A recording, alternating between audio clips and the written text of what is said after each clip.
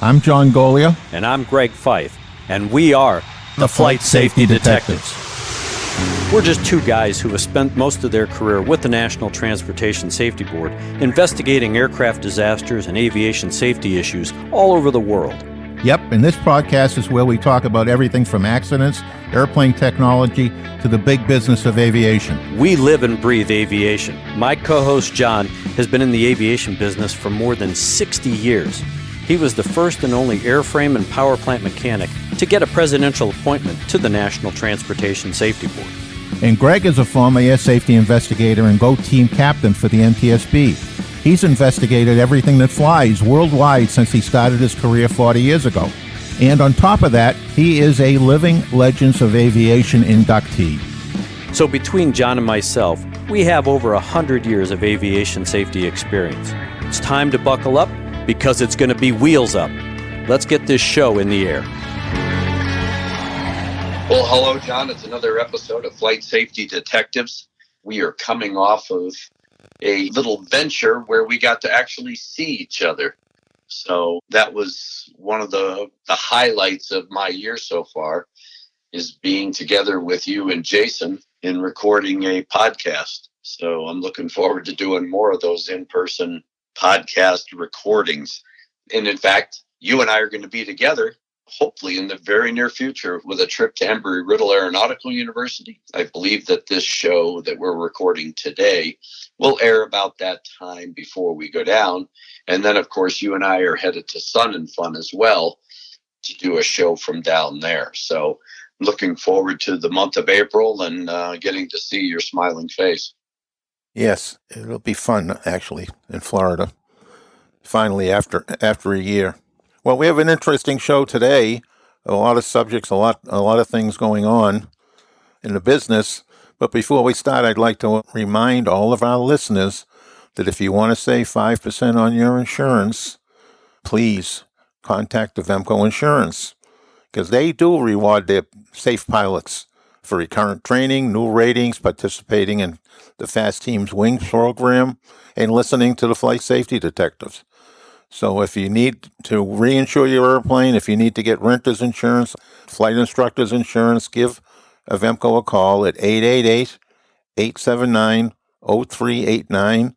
And again, mention Flight Safety Detectives and you get a 5% discount. Low-speed ailerons, normal and auto. Rudder travel pitch field. Right. Nav and exterior lights. Yeah. Servo control. Right. Engine start panel. Crank it aboard. Fire handles. Hello. Seatbelt no smoke. Right. Emergency exit minimum. Where do you want to start today? There's 5 or 6 items on the agenda. Why don't we start with the Boeing Pratt and Whitney issue, since that's coming into the forefront on the news again? That's a good place to start with the Boeing 777 that had an engine failure coming out of Denver back about 2.5 months ago, and unfortunately shed the cowling, which fell in a neighborhood. And of course, they had a residual fire that they could not extinguish until after landing.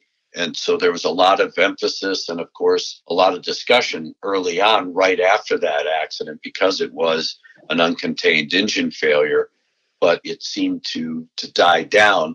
Well, it sounds, John, like it's getting ramped up again, like the FAA has gotten involved again, to the point where maybe it's to an extreme. They're working with Pratt and Whitney. It looks like there's going to be either service bulletins or even some ADs coming out with regard to that engine. But there's also a big question about fire suppression, given the fact that they could not extinguish that fire in flight. So it's going to be an interesting time. But there's also an issue possibly of crew performance starting to rear its ugly head. So, I mean, it's a little disconcerting that if there are issues that are coming forward now, why weren't they looked at early on in the investigation? Because we talked about the fact that the board thought, based on the cockpit voice recorder, just them previewing it, not having a party group to listen to it, that everything was copacetic with crew performance. I'd love the NTSB to follow their own rules, but that's a story for another show. You know, we got a number of issues on this 777 that need to be addressed. And the first one is, you mentioned the fire suppression. but it's also an issue of the engine cowling. It's an issue of the design of the containment. Now, you called it an uncontained engine failure. I call it uncontained engine failure. By the definition, the NTSB is saying it was contained. Well, it did contain one blade. The blade that broke, it did contain that blade. But the subsequent damage, and maybe even that blade, they never said this, maybe even that blade then exited the front of the cowling and chewed up that rather soft material that's in the front of the engine. One of the things that the certification process does not address is the distortion that happens to the front of the engine when the blade is contained. I mean, it's this energy. Most people cannot comprehend the amount of energy that has to be stopped when those blades come off.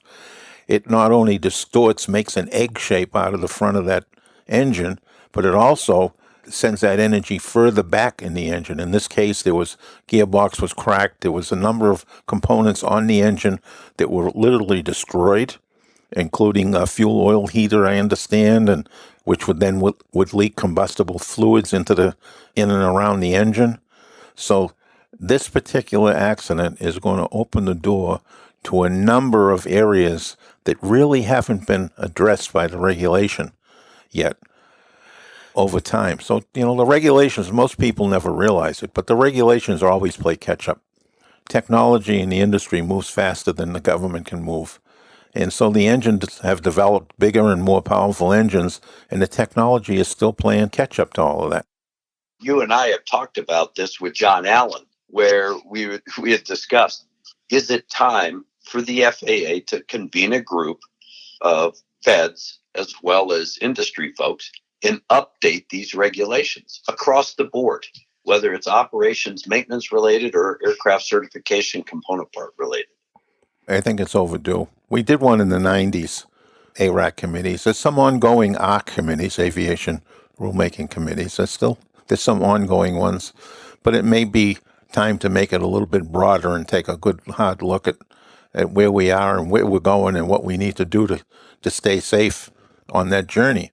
I mean, we know that regulations, there is a core set of regulations, and of course they're updated, and you and I have preached this for as long as we've known each other, and I know a lot of other people have too, and they've said, well, the basis for the amount of regulation is based on the blood that's been shed in accidents and incidents. And you can see that evolution from really the 50s when the rule book did formalize and come out in 1958 and thereabouts.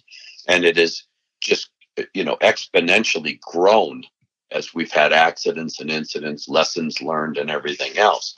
But a lot of those core regulations were established in the 50s and 60s and 70s that don't really apply to the technology that we've developed, invented, and now employ in a lot of these aircraft.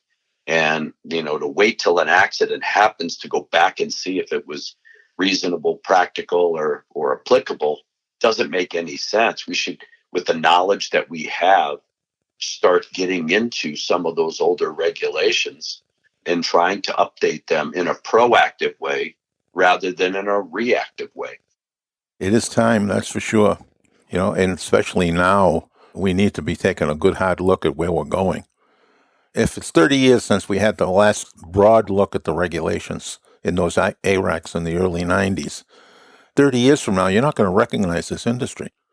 30 years from now, we are going to have oceans of taxi cabs that fly, essentially. They're going to be everywhere. Every major population area is going to have these vehicles flying around in it. And Amazon and UPS and FedEx, they're all going to have their own fleet of similar vehicles. So aviation is on the verge of some really major shifts and changes. So it's probably time to start getting people together and getting the crystal ball out and seeing where the government needs to be as these industries progress. Playing catch-up is hard to do. We're on the cusp of it right now. I think that the government needs to be in there, being part of that drive forward, and maybe help mold it in a safe way. And that's not even addressing the likes of SpaceX, because they're just the tip of the iceberg on space vehicles. We are going to see a ton of them. And we also see a bunch of them come. China is probably number 2 on the most aggressive list. India's coming on quickly with theirs. So we're going to have a traffic jam in space pretty soon. That's going to be an interesting game, and how it disrupts everything. And remember, what goes up is likely to come back down again. And we're going to have to track all that stuff and hope it doesn't land in our big cities or interfere with some of these trade routes. I mean, you can't, at certain times of the day, when you're traveling from New York to London or vice versa, there's so many airplanes in trail up there. I don't think people realize it. It looks like a big bridge in the air with all these big airplanes going on essentially the same route. So it's like an interstate highway with major trucks every mile or 2 miles. Yeah. This is Toronto International Airport information Delta. Toronto weather 6,000 scattered, 14,000 scattered, visibility 25 miles. Temperature 62.12. Wind is calm, Toronto altimeter 290.490. You bring up a good point, John, with regard to space vehicles and commercial space. One of the big hits that the FAA has taken with aircraft certification is the issue that where do they get their expertise? And their expertise comes from the manufacturers, because these regulators are just that. They're regulators. So they're not in the industry every day. They are at least a part of the industry on a daily basis, but very intimate technical knowledge comes from those people that used to work for a manufacturer that get employed by the FAA. But those are handfuls of people. Those are not thousands of people that Congress thinks they need to have as far as that kind of expertise. And now, where is the FAA, since they're responsible for commercial space, where are they going to get their expertise? They aren't growing rocketeers in the FAA. They're going to have to get them from these companies that are developing these commercial rockets and spacecraft to get that level of technical knowledge. And again, that's an issue that a lot of people don't understand. Congress sure as hell doesn't understand it. They think they can, if they throw money at it, all of a sudden, magically, they're going to have 10,000 people that are qualified, to work for the FAA and go into all these manufacturers. And it's not possible. It's interesting you said that, because recently the FAA reached out to a retired Air Force officer in their space program and hired him to run the space program. And while he brings expertise from the Air Force's point of view, many of us who have seen the other Air Force aviation people come into the FAA, they think differently. So it's going to take some time to adjust the agency and whoever the military people are to come into the process, because commercial operators are definitely different than military operators. Yeah, there's a different level of structure and discipline. And of course, we know that civilian aviation, while it is structured and disciplined, it doesn't have that same tight boundary that the military has. And we've seen that. We've seen that with folks that we've hired here at the NTSB. They have a different way of thinking. They're very rigid, very structured. Well, that's great, but you can't have that expectation of a general aviation pilot or even a commercial pilot, because it doesn't have that level of structured, operational discipline, if you will. Yes. Well, the FAA certainly has some challenges. The big one right now is that engine, because there's economic reasons why they're under pressure to bring out the airplanes that have been grounded because of this engine, and maybe they'll never come back. Fortunately, there's not a lot of them in the United States. I think they said there was 24, if my memory serves me right. But there was a total worldwide of about 150 of them involved. So, and they've been around for a while, so this might be the kiss of death for those airplanes, and they'll go to the happy airplane home. Yeah, well, yeah, because it's economically not feasible to re-engine these airplanes. So it is, like you said, they turn those airplanes into beer cans and move on. Yes, but the engine issues with the big fan blades aren't going to go away soon. I mean, we've created bigger fan blades. Look at the size of these engines now. I mean, the size of these fan blades are enormous. And like you were talking about earlier, you think about just the energy in those blades as that thing is rotating at 2,000 or 3,000 RPM in the front section, but they're rotating at tens of thousands of RPM in the other portions of that engine. That's a lot of energy that when one of those blades lets go, it potentially is like a bomb exploding inside that engine to make a mess. Yep. Fortunately, they're smaller. And they're looking at, one of the major manufacturers is looking to expand the use of ceramic blades back in the hot section. That most people don't realize that the temperatures inside the engine are hot enough to melt the material that they're made of. So turbine blades are made of a material that can be melted just by the operating temperatures of the engine. So they like to use ceramics today because ceramics can handle the heat. And, they're looking to all sorts of exotic materials. Some of the real big fan blades that we see on engines today, and they got these fancy curves to them, and the leading edges are made of pretty strong materials, but the blade itself is made of composite material. So that means even though they're big, they may not be as heavy as these blades on this particular engine were, so it changes the dynamics of the energy released. So it's very, very complicated. But it's not just the blade. We talked about the blade coming forward, whether it's contained or not, how it disrupts the engine and destroys pieces of the engine in flight. And we have in this example where the cowling was ripped off, and the engine cowling is integral to the fire suppression on that engine. So once that cowling was destroyed, and that was what landed in some of those folks' front yards that we saw the pictures of, that cowling being gone prevented the fire suppression system from working. So the fire was allowed to continue. And we all know that fire on an airplane is not a good thing to be having. Yeah. Well, the thing that concerns me, John, is that what we're hearing is that they may be going back and now examining the crew performance in a more in-depth perspective. This is almost 3 months after the event. And I just don't understand why the board didn't convene the CBR group immediately after the event and get all of the critical work out of the way up front. It's better to do more and weed it out than doing less and trying to play catch up. Well, that was always the way we've done it, the way the NTSB did it long before I went to the board. I mean, I did my first accident with the NTSB in the early 70s. And it was always more. We want all the information, gathering everything that they could. And now it appears that the view has changed. And now it's not gather everything, but gather enough to go forward. But sometimes what you think is enough may not be enough. And we see that very often today in the general aviation accidents, where they send one guy who's probably loaded with accidents, depending upon the location where he lives. If you're in Southern California, there's a lot more crashes there in December than there are in New England in December.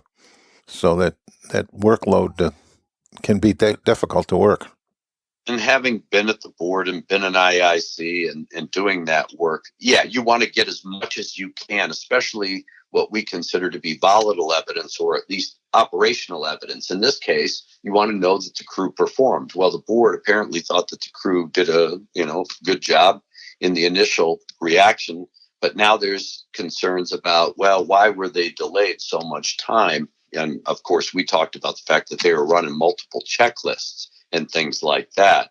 And we know that every acts investigation, there are going to be new issues that are developed as the investigation process goes on. But the stuff that they're talking about now is basic stuff that would have come off a cockpit voice recorder had they convened a group and you had people that were qualified on the airplane listening to it, like we have. We always have parties with subject matter experts on board, and they could have said, wow, those guys are fast or those guys are slow in accomplishing these tasks and that kind of stuff. That would have been known 2.5, 3 months ago rather than well after the fact. Fortunately, no one was killed, seriously injured, or anything else, but there is a safety of flight issue that if they really think that there is an issue with crew performance that could be addressed in training, across the board, then that needed to come out back right after the event, not so long after the event. I don't understand the motivation behind this because there's been no major accidents. They cannot possibly be spending very much money. They had a $150 million budget, I think it is, and they can't possibly have spent anywhere near that this year with no accidents and no going out. So, I mean, what was the percentage of, why not do the full recorder group? It's done in Washington, so you're not sending people here and there. The recorder's already back there. It's all the parties that are going to have to pay the expenses to come to Washington and sit and listen to the recorder. I mean, it really doesn't make sense. And where are the board members? Is there anybody home watching what's going on? That's your ballpark, John, since you once were one. Yeah, I made a lot of noise about things that I didn't think were right. Sometimes I won, sometimes I lost, but at least I made the effort, and sometimes they changed my mind. So sometimes I was wrong, and I changed my mind, and sometimes I won, and sometimes we had a draw, and they win when it's a draw. Yeah. Well, I mean, it's one thing. I understand the whole role of the board members, and they're out there making speeches and pontificating safety. But are they really? Because the agency sure hasn't done a very good job. And I mean, hey, that's not my opinion. That's fact. When you look at all the accidents, that these general aviation accidents where the wreckages were just picked up, they weren't very well documented. They're sitting in a boneyard somewhere waiting to be examined months and years after the fact. I mean, that's not acts investigation. That's not safety enhancement. And you can't write a recommendation out of something that you're going to look at a year and a half later if you didn't collect the initial facts. And as I've said on this show before, I was still going out. I was still traveling all last year, working for clients, doing acts investigation. And I've collected information with a colleague of mine. It was volatile information. The board will never get that after the fact. Yeah, it's really a shame. It is.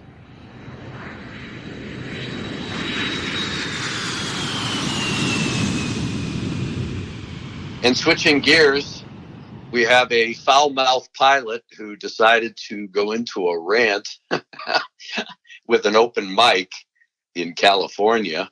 Again, this isn't the first time that's happened, but, John, I mean, we all know as pilots, radio etiquette and the fact that, you listen to what you're supposed to be saying on the radio. You always check in to see if you have an open mic, because when you're finished talking aviation stuff that the FAA says that's what you're supposed to be focused on is aviation stuff, and you get into a non-aviation conversation, you want to make sure that button isn't stuck or your finger's not on it. This guy really went off with quite a few of the choice words in the curse word vocabulary. He sure did. But what scares me with that is he's got himself all fired up. His blood pressure's probably up. What's his mindset? He's going for takeoff. What's his mindset? You're supposed to be focused on the job at hand, not on political statements or your opinion on subjects outside of the cockpit. The sterile cockpit rule says that you're supposed to stay focused on what you're doing. On taxi going out, you have a checklist to run. Right? You have things to do, and you have things to do if you stop at the end of the runway. And if it's a type of operation where there's nobody in front of you and you're not going to stop, then you need to have all that stuff done before you turn onto the runway. So it's a busy time, and to have him going on and on and on about this, he not only is not thinking himself, but he's forcing his first officer to listen to this and try to pick out anything that's job related in between this rant. It affects both flight crew members in a negative way. So I understand they suspended this guy, and he probably deserves more than suspension. I would hope that somebody pulled the cockpit voice recorder, because I'd like to hear how the first officer, we believe it's the first officer that was receiving this rant, how he or she, because we're not really sure, handled the reception of that kind of diatribe. Why didn't he or she cut him off and say, dude, sterile cockpit. I don't want to hear this. I want to know what that reaction was, what that interaction was. Because now all of a sudden, if you don't stop them and you don't correct them and you don't make them aware of, hey man, we're getting ready, you got to focus, dude, then they're a bit complicit in all of this because it takes two to tango. And in this case, you both have to be of a mindset. You both have to be mentally prepared, cocked and loaded in case something happens. Yes, and given the fact that all the young first officers are now sitting on the beach, so to speak, I don't think that his first officer was a young guy that was worried about his job. So it's going to be interesting to see what comes out of this. If the FAA takes any action, the company has taken action, reinforcing the sterile cockpit rule. Yeah. Well, it's going to be interesting. And fortunately, we have a guest on today who we've had on the show before, Loretta Alkalay, formerly with the FAA, who is our resident drone expert for the show. And she's going to be on to talk about drones and some of the newer regulations that have just been published.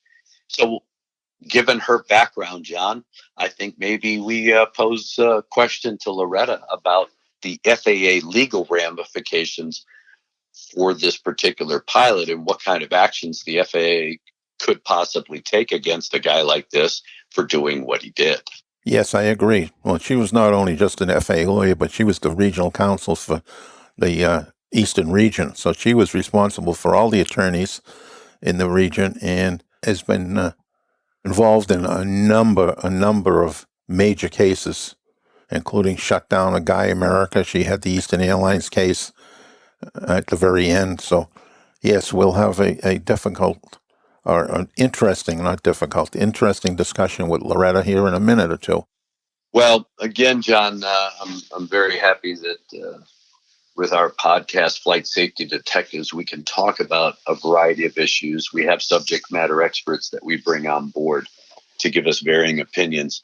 And we've had a number of emails in the recent past that people have suggested topics for the show.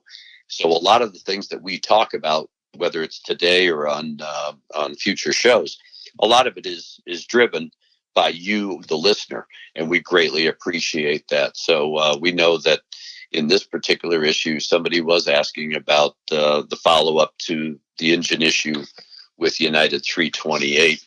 And of course, we do have a number of drone listeners out there, drone pilots and operators. So we thought that Loretta would be a perfect subject matter expert to enlighten us on these newly published FAA regulations for drone pilots.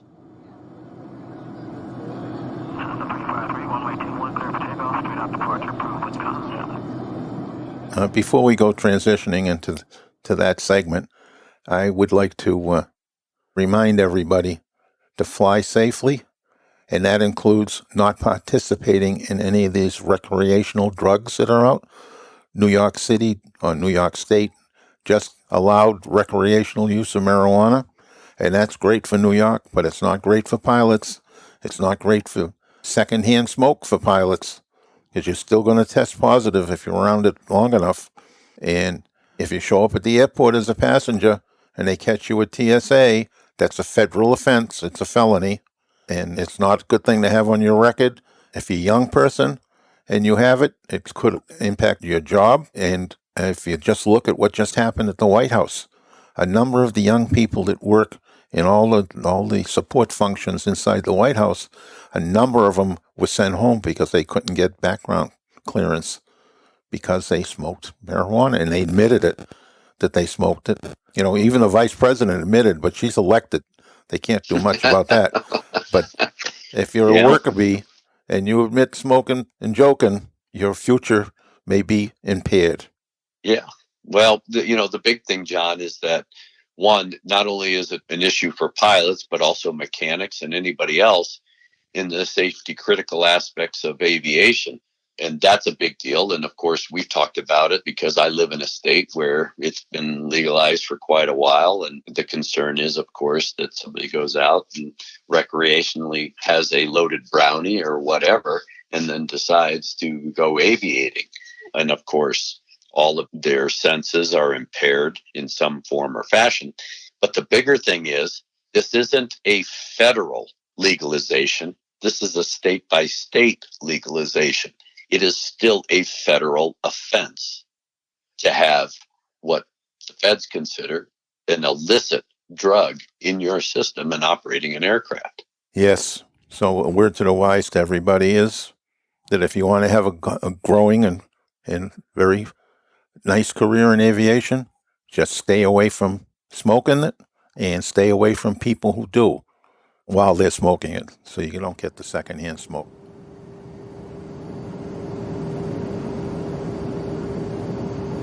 Good morning, you're on the ground. It's Canadian 920. We're just coming up to Alpha Juliet. A920 runway 248 taxi. And now we have our guest, Loretta Alkalay. Welcome to the show. Well, thank you. As a repeat visitor, I am very honored to have been asked back. Well, that's because we made you a friend of the show. You have no choice. There is no place for you to hide, Loretta. We will always hunt you down because John and I are flight safety detectives. So, Well, I'm glad to be here. well, we're glad to always have you on the show. Now, John and I were talking a little earlier about several subjects. One being legalized marijuana now in New York. Of course, I live in a state where legalized marijuana has occurred for quite a long time. And of course, we know that other states have similar laws. But I had mentioned the fact that marijuana is still considered a federal offense because this isn't a federal legalization. It's a state by state legalization. How does the FAA view it, given your background, your previous history at the FAA? How would they view something like that where somebody's either demonstrating erratic behavior and gets reported and it's found that they have been smoking marijuana? And I know John had mentioned something earlier about somebody go, well, it's legal where I am. Well, that's great, but how does the FAA attack that particular issue? Do they immediately yank a certificate or put them on suspension? What do they do? Yeah, no, it's definitely illegal in aviation. And in fact, one of the things that the FAA has warned about is that it's really a bad situation if you're carrying drugs on you, because then you could lose your aircraft, you could be permanently revoked. So there's very serious repercussions from not realizing that drugs and aviation don't mix. So if the FAA believes that you're a user, or if you admit that you've been using drugs, that's going to be an issue for your medical. If you operate under the influence, of course, that's really serious. So there's no pity for the fact that people are confused by legalization in the different states. And my concern right now is with the legalization in New York, is with the students where John and I teach, that they may innocently not realize that having legalized it in New York, that doesn't give them a pass federally or in aviation. And as we just saw in the Biden administration, a number of people were asked to leave, and other people, their security clearances have been held up. It's very serious to violate a federal criminal law. And that's the biggest issue, I think, Loretta, is making sure that the aviation community knows that while in some social circles, yes, marijuana is legalized, but in the aviation industry, there is no legalization, and you suffered the greatest penalties because it is considered an illicit or illegal drug. Right, So, and there's no recreational use exception. So, yeah, and that's such a bad word too, because it implies so much. Recreation. I only do it every once in a while. Well, you know what? I drink scotch every once in a while. But if I abuse it, then of course I jeopardize my position in aviation with pilot certificates and that kind of stuff. So I just think that recreation, for all the younger pilots out there, the millennials that are getting into aviation or in aviation, and even some of the older guys, because I know a number of older guys that they love their brownies, so and gummies. Yeah, because they don't have any teeth. They love those gummies. But the fact is that, anything that has marijuana or any of its byproducts is illegal in aviation.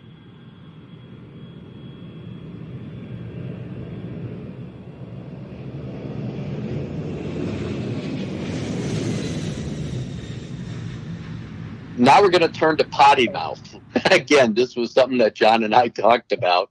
And, the fortunate thing about having John as a co-host is that he restrains himself when we're on the air. But his potty mouth, I'll tell you, I have to curb that on a regular basis. Fortunately, he isn't doing it on a hot mic. Unfortunately, the Southwest pilot did have a hot mic and made some very, just curse type statements, belittling people, and doing it during a phase of flight where technically sterile cockpit rule should have been invoked or was violated, if you will. How does the FAA deal with somebody like this, especially since they were broadcasting this little rant over open airwaves?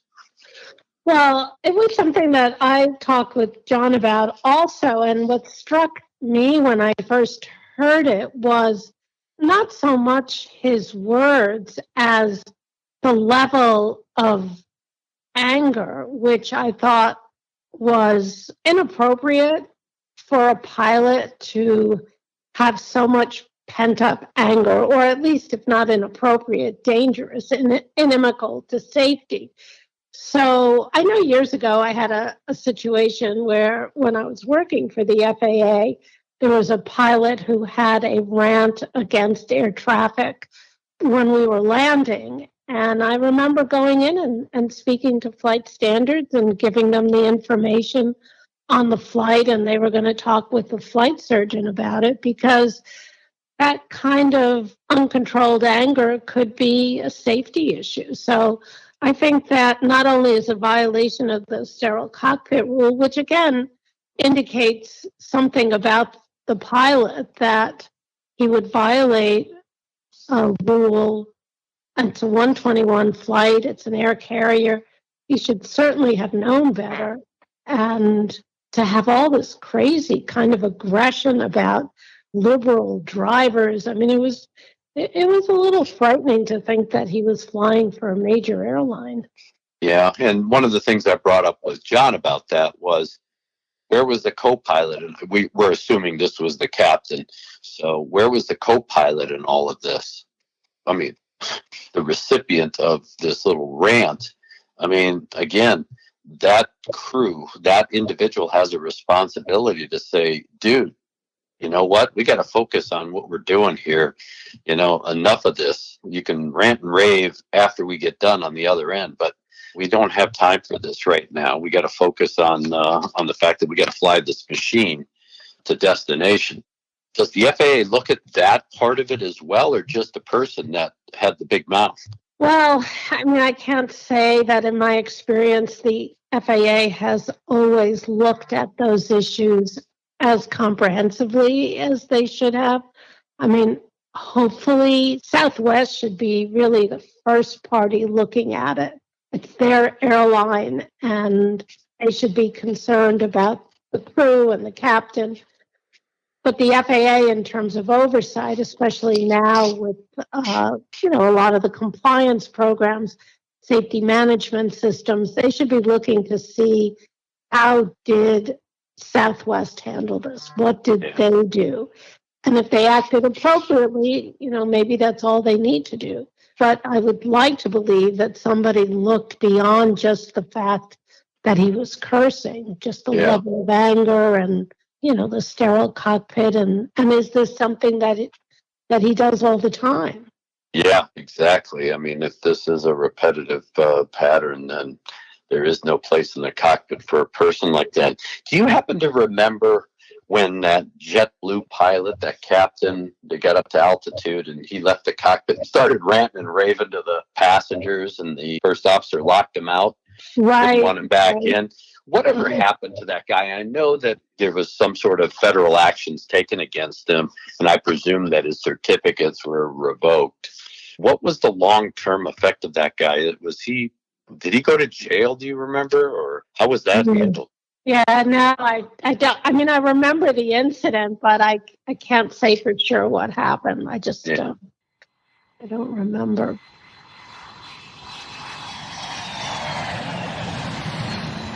I know years ago I had a case where a pilot was clearly under the influence, and I mean, this really was years ago, and the only person that reported him was the cab driver that drove him and the co-pilot and some of the flight attendants to the airport. And he actually took off. While the plane was still in the air, the cab driver had gotten a hold of the FAA or the police. And anyway, when the plane landed, he was under the influence. And I felt very strongly at the time that the co-pilot had responsibility for that too, but the FAA made the decision not to go after the co-pilot. That's too bad. And John and I talked on a previous show not too long ago about the abuse that cabin crew members are taking, that is, flight attendants being abused by people that are getting on the airplane already inebriated or defying federal regulation by bringing their own stuff on the airplane and drinking, and then getting very abusive with these flight crew members. And this isn't anything new, but you would think that some of these clowns would have gotten the message that they can't get away with this. And I guarantee when you have a plane full of witnesses, you're going to pay some sort of price for that. And I know that I was coming through Dulles the other day, and of course, there's a huge video screen that has Steve Dixon on a looping message talking about that if you abuse the cabin crew, you're going to jail and it's going to cost you a hell of a lot of money. Did you ever prosecute any passengers like that during your time, Loretta? Oh, yeah, we had a lot. In fact, years ago when we first started getting a lot of these types of cases, we worked with the U.S. Attorney's Office, and there was quite a few that were related to alcohol. But at that time, it was the airlines serving the alcohol, so they had a little bit more control occasionally. And it was a lot of first-class passengers. It was a lot of people who felt entitled. I worked on a number of cases, a lot of cases that we prosecuted civilly, but also with the U.S. Attorney's Office.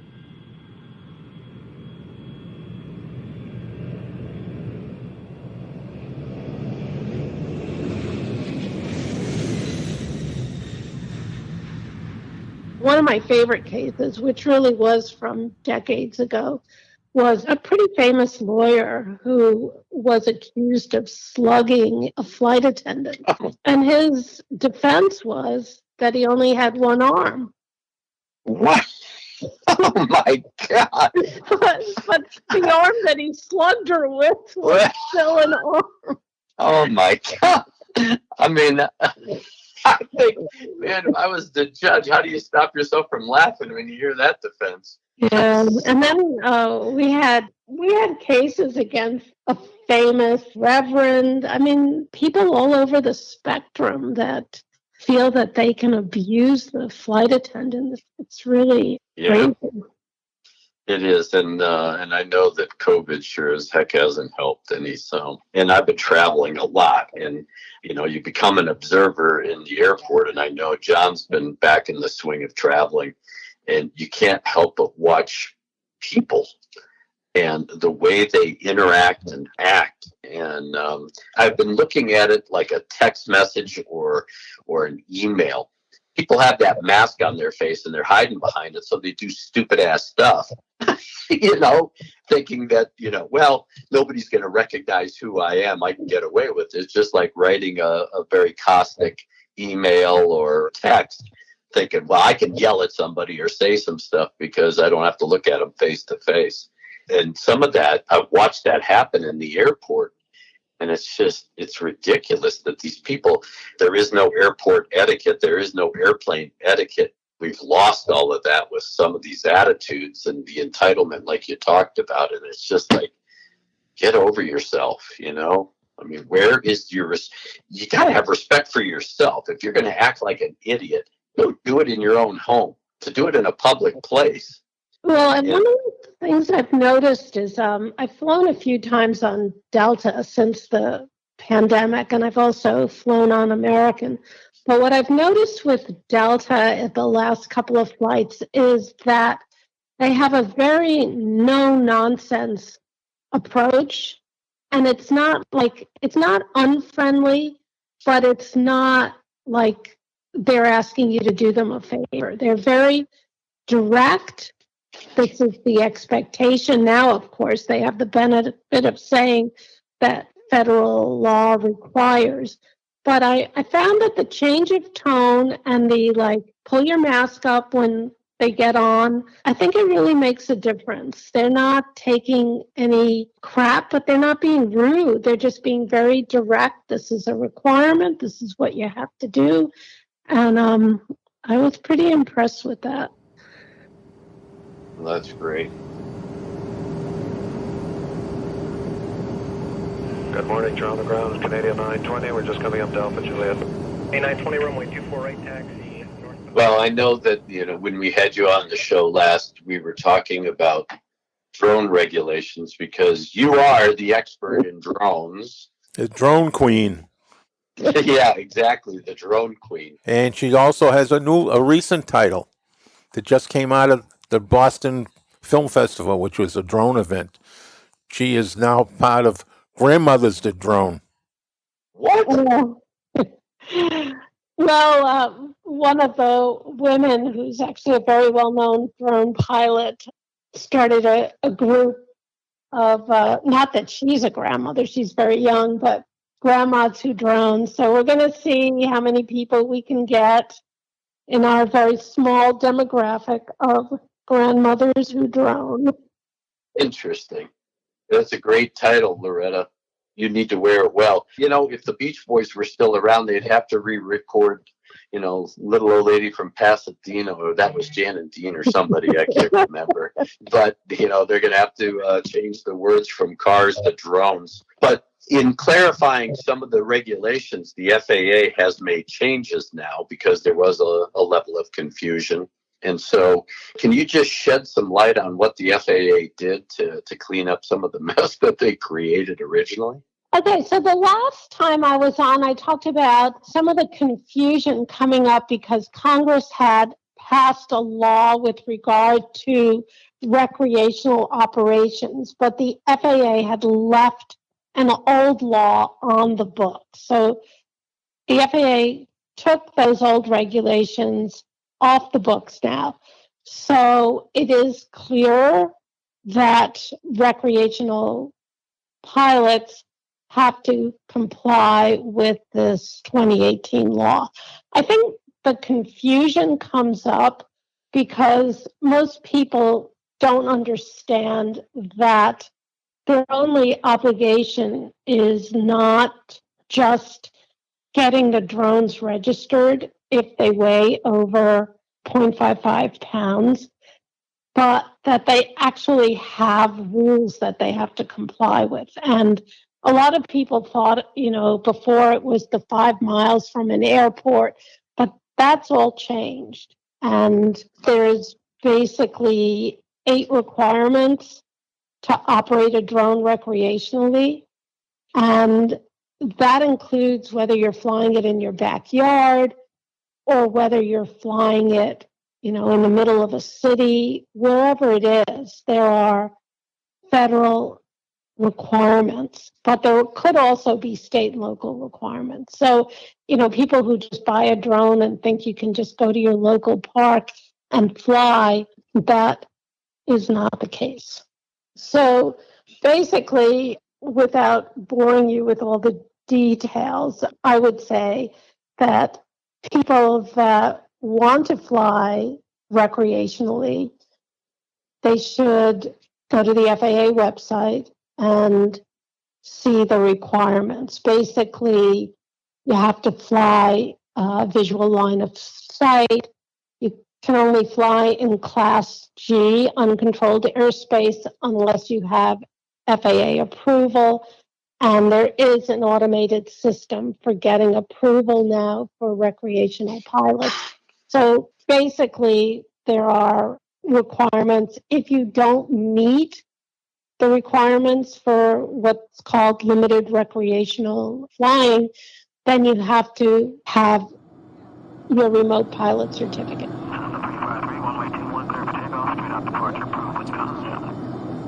Let me raise this with you. One of the big things you can, like you were talking about, you're a 15-year-old kid, you got a drone for your birthday or whatever.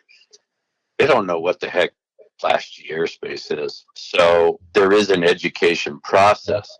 They just go and do the remote pilot certificate just because that's going to give them the best overall knowledge versus just trying to figure out, well, I don't know what Class G airspace is. Well, I would have said yes, except that you have to be 16 to actually get your certificate. You can take the test at 14, but you still can't get your license until you're 16. The FAA is going to and is developing, because the federal law requires recreational pilots to take an FAA test, but that test hasn't been developed. So the FAA has sort of given pilots an interim pass on the test. They are supposed to fly in accordance with the rules of a community-based organization, sort of like the AMA, but the problem is that the FAA hasn't come up with rules for or a process for community-based organizations to get approved. So other than the AMA, which is the largest aero modeling organization, you don't really know whether any other organizations will meet the FAA requirements. But I would say for most people that are old enough that it's probably worth it to just get the FAA certificate, because if you break any of the rules flying recreationally, the FAA is going to treat you as though you were flying without a certificate. So, and that's what happened with the pilot I think everybody heard about with the $100,000 violation. He ended up getting charged as though he violated all the Part 107, the certificated pilot rules. So there is a benefit to that. I personally feel that the recreational requirements are much too strict for the danger or the risk, especially if you're flying at a low altitude in your backyard. The rules are what they are. And, there have been several criminal prosecutions for not registering your drone. There have been certainly a number of FAA enforcement actions. I wouldn't say that there's a lot of enforcement action, but you just don't know when the FAA will take enforcement action. But in addition to those, I don't know if you want me to go over some of the new rules that came out. Oh, absolutely. I was going to ask you, did they make any rule changes to recurrent training or currency proficiency? Yeah, actually, that was one of the best changes that the FAA made. So prior, actually effective April 6th, which I think is Tuesday, instead of having to take recurrent testing, which is what was required every 2 years, and you had to go and take a test, you had to pay $160.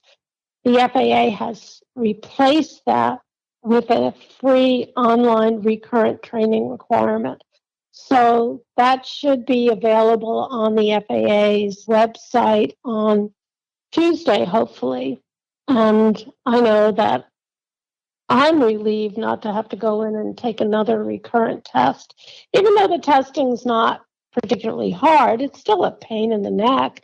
And who wants to spend $160 if they don't have to? So the training is important. Well, one, you have to take it to stay current. But if you want to fly under the new night flying rule, you need to take the new recurrent training. So basically, the FAA did away with will effective April 21 with the requirement to get a waiver to fly at night if you have the new training and if you meet the new rule requirement, which is basically you have to have anti-collision lighting visible for at least 3 statute miles that have a flash rate sufficient to avoid a collision. So, of course, most people are not going to have any idea what that flash rate is. But fortunately, in the preamble to the rule, the FAA allows you to rely on manufacturers who say that the flash rate is sufficient to avoid a collision. Well, one, when you think about 3 miles, it doesn't sound like much, but that's got to be one bright strobe light. Yeah, a lot of power to drive that too, even if it's digital. Yeah, it's going to be interesting. The lighting has been available. I don't know about the flash rate because I don't really fly at night, so that hasn't been an issue for me, but I assume that manufacturers will have those out. And the other thing to remember is for anyone that has night waivers that were issued before the effective date of the rule, April 21st, will expire on May 17th. So anyone with those waivers, they should not need them anymore, but they will have to take the online training. So even if a pilot is current today, but they want to take advantage of the night flying rule, they would have to take the training. But that gives them another 2 years. Plus, it's online, it's free. It shouldn't be that difficult to do.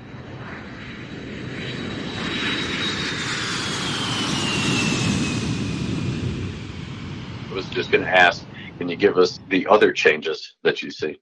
The other big changes were operations over people and over moving vehicles, and also effective April 21st, the new drone rules expand the ability of drone operators to fly over people and moving vehicles without the need for a waiver. So, and this is in addition to the current rules that allow operations over people that are participating in the operation and people in covered structures. So what the FAA did was it set up categories of drones based on their weight or kinetic energy. And the category 1 is the one that I'll talk about more because that doesn't require further FAA review. Categories 2 and 3 require FAA acceptance, and category 4 requires an FAA airworthiness certificate. But category 1, which would allow effective April 21 for people to use certain drones to fly over people, the drone has to weigh 0.55 pounds or less and contain no exposed rotating parts that would lacerate human skin upon impact with a human. That's an interesting point. No rotating parts that basically can hurt somebody, which means that each of the rotor blades would have to have some sort of cage around it, right? Or some sort of protective device? Right. So what the FAA says in the preamble is that you can either buy something that the manufacturer makes, or you can make your own. So the FAA doesn't specify how you protect the blades, but they have to be protected from the ability to cut someone. Wow. And one thing I wanted to make clear, and maybe I didn't in the beginning, is that this only applies to Part 107 operators. So this is these rule changes are only for licensed operators. They're not for recreational pilots. But then when you put whatever protective device, the total weight of the drone still has to be 0.55 pounds or less, which is interesting because DJI's Mini is, I think, 249 grams. So you would have to find a way of protecting the rotors, didn't add more than a gram of weight if you wanted to use that drone. Otherwise, I guess you'd have to come up with a different drone. And it prohibits sustained flights over open air assemblies unless the drone has remote ID. And the only thing I'll say about remote ID is that there's been a lot of talk about remote ID. It really doesn't go into effect until like September of 2023. So manufacturers are going to have to start complying with the rule sooner than that, but operators will have until 2023. The other thing that's important to note is that there's been litigation filed against the FAA with regard to the remote ID rule. So the grounds for the litigation haven't been specified because in the Court of Appeals, you can just file a petition for review and then follow it up with a brief that lays out the basis for it.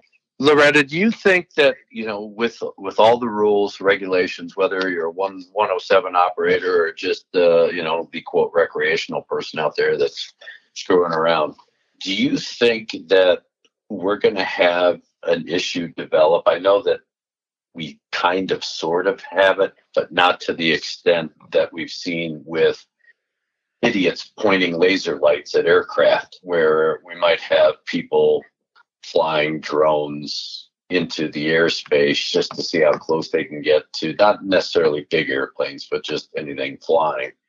Do you see that there's enough protections out there to mitigate those kinds of people, unlike what we've been trying to do is, identify somebody that's pointing a laser light, giving air traffic GPS coordinate, and then sending the cops out there to try and rustle these guys up?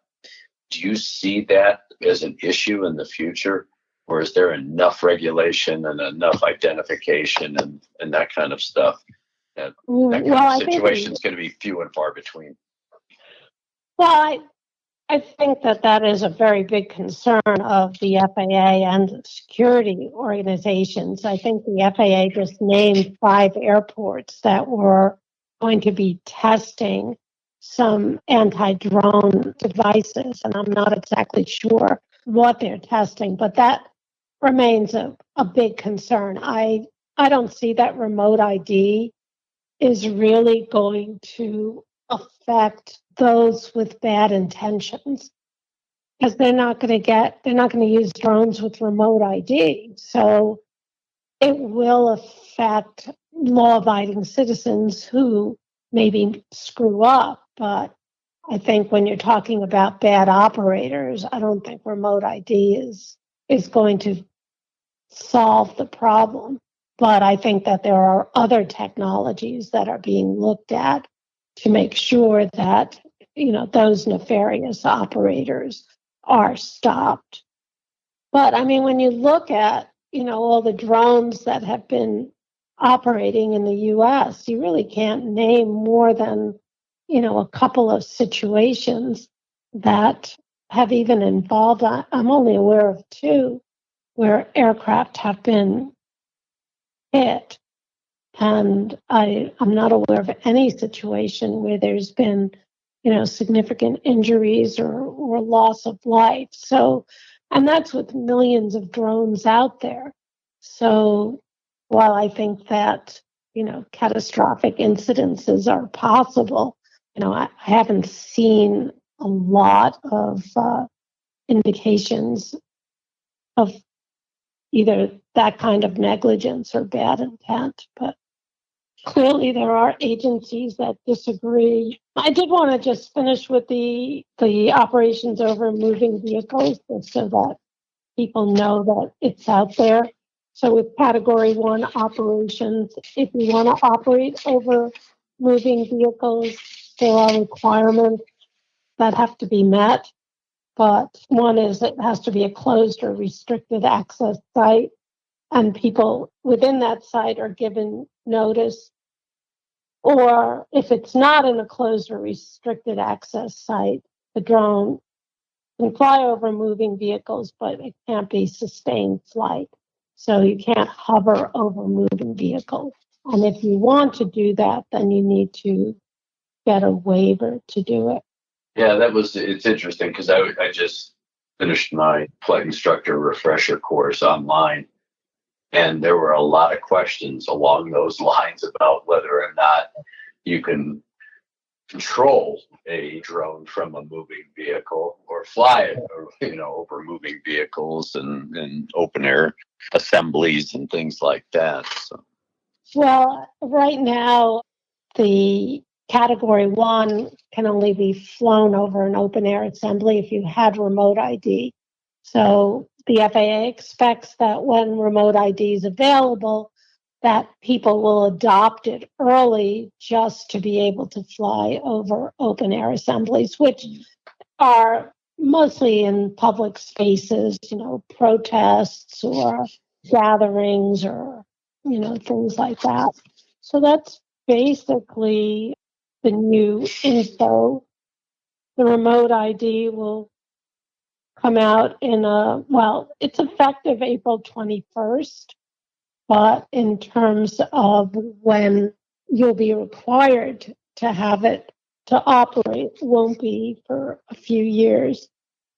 So hopefully the litigation will have some effect. I don't know what the bases are yet, so I don't know what the chances of winning, but Let me just ask you one last question, Loretta, and that is, now with these regulations in place and at least something for the FAA to hold people accountable against, is the FAA going to actively pursue accident or incident investigations? Let's say you do have a drone, whether it's 107 or something of substantial size operating nefariously or whatever.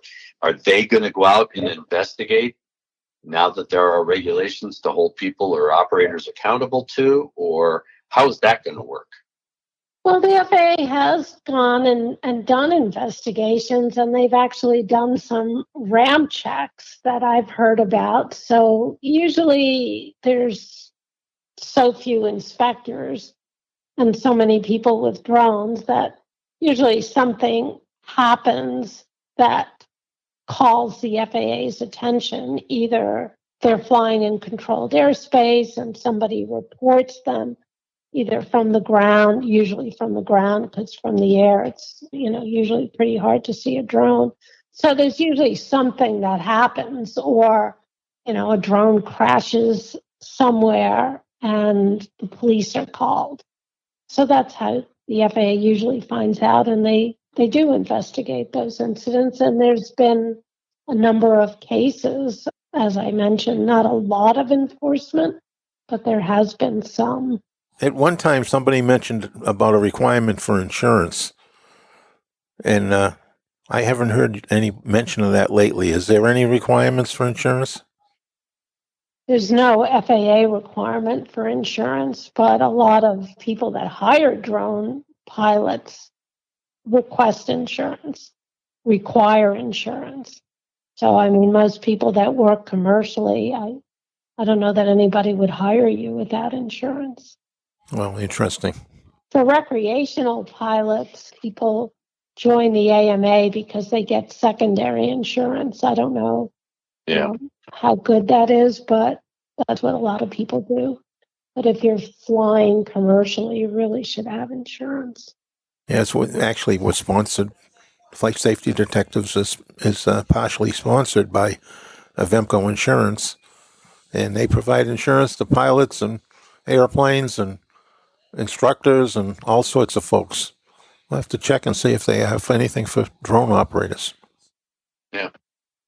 Well, Loretta, we knew that we'd get all of the straight scoop from you with regard to drones and idiot pilots making stupid statements and drunk passengers and everything else. So we always appreciate having you on the show for your high levels of expertise. But really, it's so that I can talk to you instead of having to talk to John. So I don't blame you. Well, it was nice chatting with you. I'm always happy to talk about drones. Okay, Grandma. Grandma who drones. Yeah, that's pretty impressive. I can't wait to see the follow-up article. Yeah. All right. Well, thank you, Loretta. Again, you are a friend of the show, so we know where to hunt you down when we want you on the air with us. So thanks again.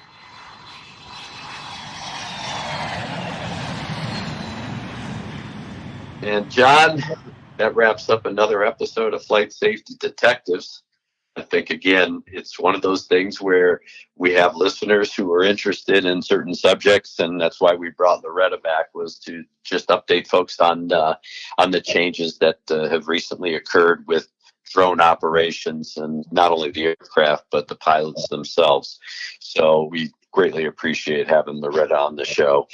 And I know that our sponsors, because of Emco Insurance and PAMA, are in the business of promoting safety in their respective areas, i.e. PAMA is looking out for the mechanics and the maintenance side of the house. Emco is handling the operation side with aircraft insurance and a variety of different pilot type insurances.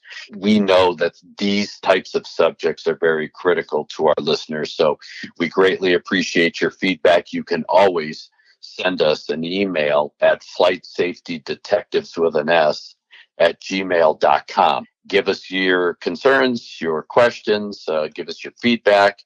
And of course, if there are specific topics or things that you want us to either talk about because we've talked about them in the past, or it's something new, we always appreciate that to build the future shows. So with that, my friend, I know that we are not together for this particular episode, but I'm looking forward to future episodes because we will be back together.